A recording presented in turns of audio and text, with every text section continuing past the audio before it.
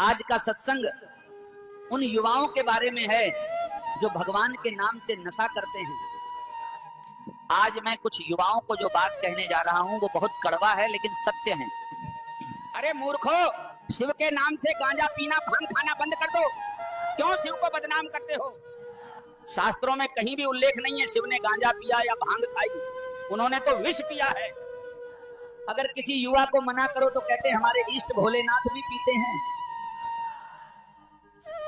अरे उन्होंने तो विष भी पिया था, तुम भी विष पी के दिखाओ फिर मूर्खो।